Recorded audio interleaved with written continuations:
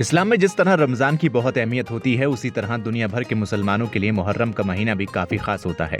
ये महीना इस्लाम धर्म के 4 सबसे पाक महीनों में से एक है। आइए जानते हैं कि इस साल 2025 में मुहर्रम कितनी तारीख को है। मुहर्रम इस्लामिक यानी हिजरी कैलेंडर का पहला महीना होता है। इस महीने से ही इस्लामिक नए साल की शुरुआत होती है, इसलिए इस महीने को बेहद खास माना जाता है। मुहर्रम को इस्लाम के 4 सबसे पाक महीनों में से एक माना जाता है। मुहर्रम का महीना बकरा ईद के 20 दिन बाद शुरू होता है। साल 2025 में मुहर्रम की तारीख को लेकर कंफ्यूजन बनी हुई है कि आखिर ये महीना कब शुरू होगा।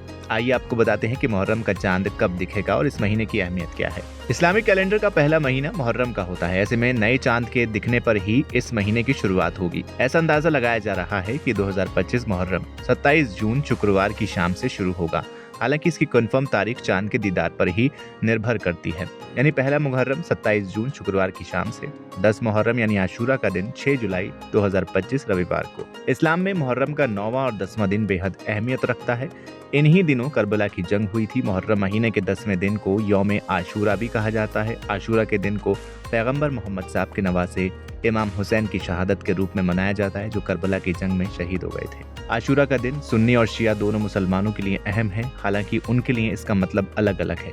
सुन्नी मुसलमानों का मानना है कि आशूरा वो दिन है जब अल्लाह ताला ने हजरत मूसा अलैहिस्सलाम और उनकी कौम को फिरौन और उसकी सेना से बचाने के लिए लाल सागर को 2 हिस्सों में अलग कर दिया था। वहीं शिया मुसलमानों का मानना है कि आशूरा वो दिन है जब इमाम हुसैन, जो पैगंबर मोहम्मद साहब के नवासे थे, और उनके कई साथियों को 680 ईस्वी में करबला की जंग में शहीद कर दिया गया था। आशूरा के दिन सुन्नी मुसलमान रोज़ा रखते हैं और अल्लाह का शुक्रिया अदा करते हैं, जबकि शिया मुसलमान आशूरा के दिन इमाम हुसैन की शहादत का मातम मनाते हैं।